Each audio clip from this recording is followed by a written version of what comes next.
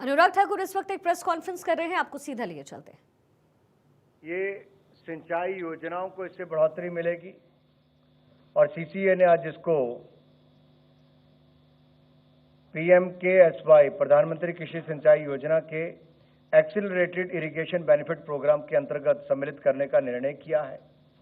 इसका सबसे बड़ा लाभ होगा कि कृषि योग्य भूमि जो है उसको सिंचाई योजना से जोड़ने का एक बहुत बड़ा बल मिलने वाला है और सुनिश्चित ये भी करेंगे कि सिंचाई योजना के माध्यम से हमारी लगभग 57,065 हेक्टेयर भूमि सिंचाई सुविधा प्राप्त हो जाएगी और इससे इस योजना से लगभग 14 मेगावाट बिजली उत्पन्न होगी, तैयार की जाएगी और उत्तराखंड के हल्द्वानी शहर व उसके नजदीक के क्षेत्र के लगभग 43 मिलियन क्यूबिक मीटर पीने का पानी भी इससे मिलने वाला है।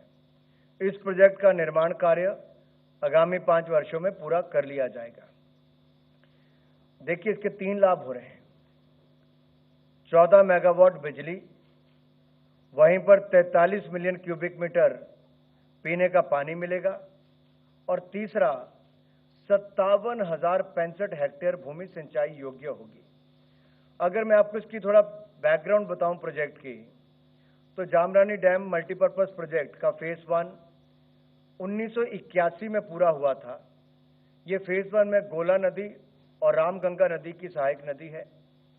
इस पर बैराज और कैनाल सिस्टम पूरा किया गया था और फेज 2 में इसमें अब गोला नदी पर जामरानी विलेज के निकट एक कॉन्क्रीट ग्रेविटी डैम बनाने का निर्णय लिया गया है।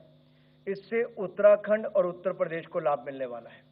ये जो 57,065 हेक्टेयर भूमि है, ये उत्तराखंड और उत्तर प्रदेश के किसानों को इसका लाभ मिलेगा।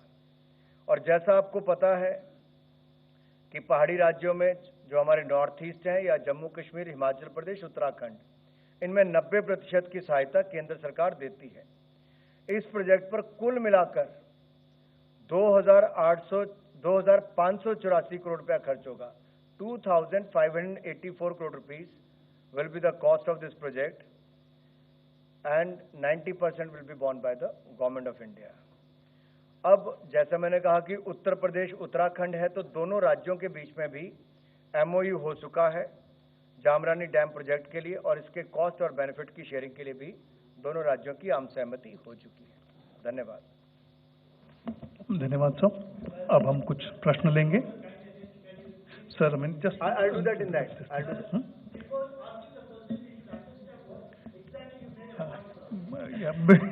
Briefly, yes. I think point well taken. taken. Point taken. Point well taken. Let me say this, that the government of India today decided under its nutrient-based policy that the subsidy for the Rabi season from 1st October 2023 till 31st March 2024 will be like this.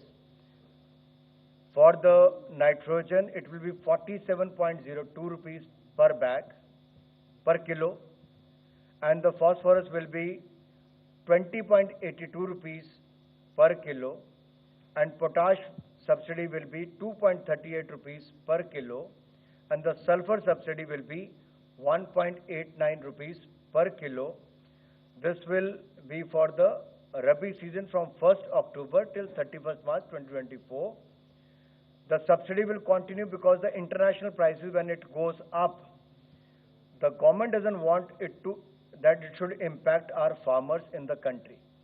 So the government of India for the last 2 years is continuing by providing more subsidy to these fertilizers, so that the marginal farmer or the farmer of India, more than 12 crore farmers in the country, will benefit out of this. And let me add on that for this Rabi season, the subsidy on the DAP, diammonium phosphate, will continue for 4,500 rupees per ton. That will be the subsidy provided for this Rabi season on the DAP.